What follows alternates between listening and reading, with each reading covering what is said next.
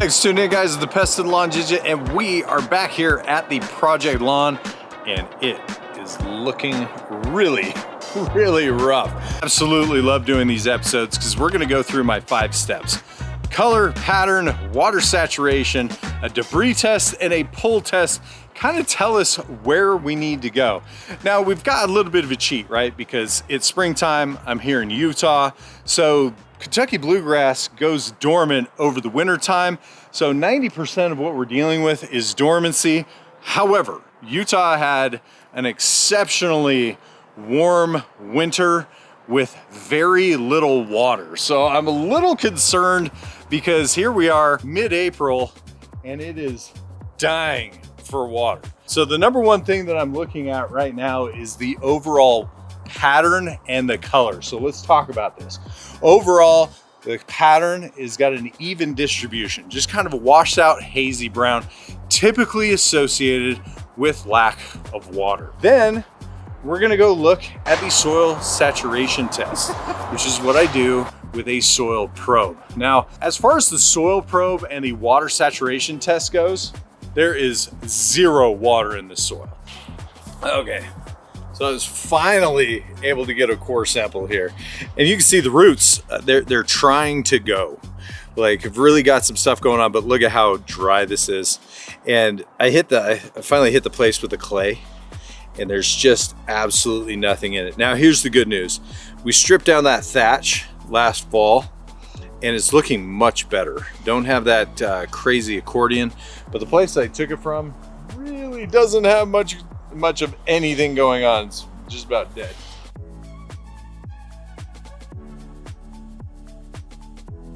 But like I was saying before, we're making progress.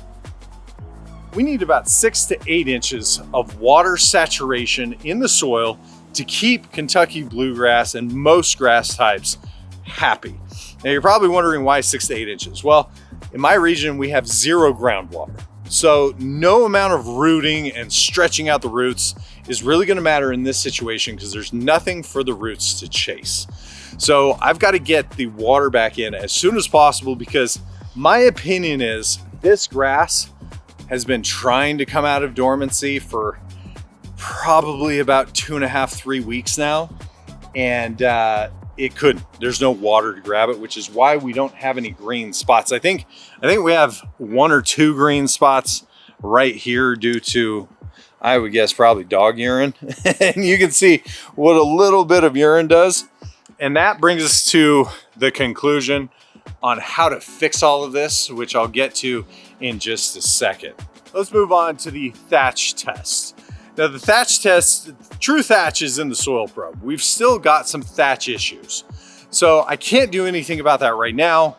And we'll get to that in just a little bit, but you can see we have a lot of dead debris. And unfortunately, this debris is not just gonna magically waken back up. It doesn't matter what I spray on top of it. Now, as far as the pull test goes, I'm not really concerned about the pull test. Yeah, I'm yanking some of this grass out with my hand. I really, in this month, really don't, in my region, have anything to worry about with grubs. If we were in Florida, might be able to find a couple of grubs here and there, and you would want to treat for that. But the whole point of the pull test is to see if we have either fungal related issues where the matter is just pulling up, and then we're going to see if the roots are being chewed or if it's just coming out by the root, or if it's just lack of water where everything's pulling out. And we don't want to go too aggressive, especially in these situations where it's just all brown, but we're negative for that. So let's jump into the conclusion.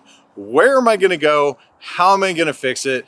Now, believe it or not, I'm not going to do much in this situation. About the only thing I really want to focus on is getting the water back in the soil. Then I'm going to recommend, once we get to that 6 to 8 inches of water saturation, then we're going to back off the watering, and all we're going to be doing is replacing evaporated water. So this time of the year, it looks something like this. We're going to be putting down about 1/4 inch of water per week. And that's about it according to the temperatures. So if temperatures spike up to 80 degrees, we might need to put 1/2 inch of water down that week to keep up with evaporation. That's gonna fix a lot of it. We are so late into the season in my region due to the lack of water. A lot of people don't understand this. This grass, some of it might be dead. Judging by the color, judging by the patterns, my conclusion is he stopped watering too early. And this is a common mistake that a lot of people make. And then on top of it, we haven't got the water back in as soon as the grass really wanted it.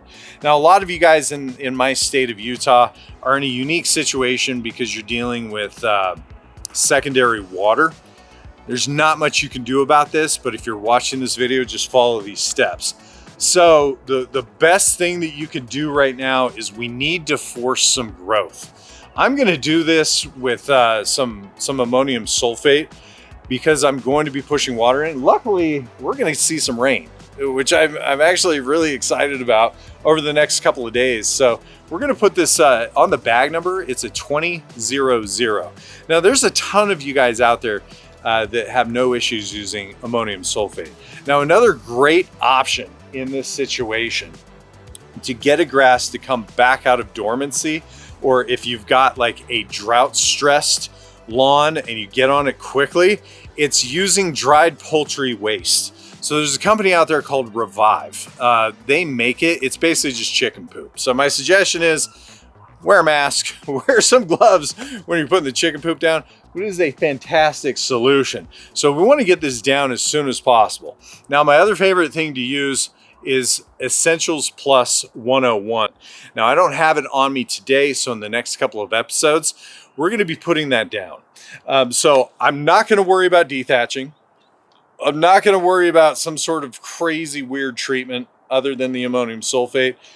The reason being is we just got to wake this grass up. Now, there's a bunch of stuff that I wanted to get done today, like scalp mowing the lawn, dethatching, and really getting into it. But by the condition of this lawn, we can't do that. Now, you guys might be wondering what kind of grass that he has. It's Kentucky Bluegrass.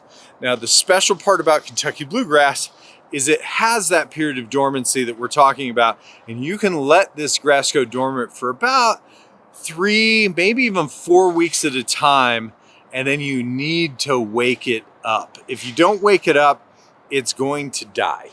And there's just no ifs, ands, or buts about it, but that is the beautiful part about it. So if you live in an area where over the summer it gets really hot, you can't afford the heavy water bill, the beautiful part about Kentucky Bluegrass is the ability to have the grass go dormant without having to stress about it. Now, let me put together the game plan for the rest of the season. I've really got to dig into the soil health. So we're going to talk about that a lot in the episodes to come on this lawn. The biggest issue that we have is the soil here is absolutely terrible.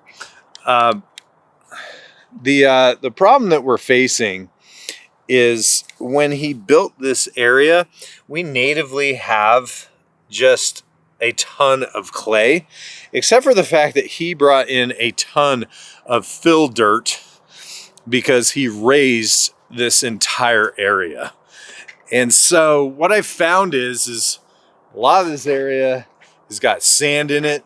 A lot of it's just got who knows in it, topsoil. We've got some topsoil in here, and then we have our native clay here.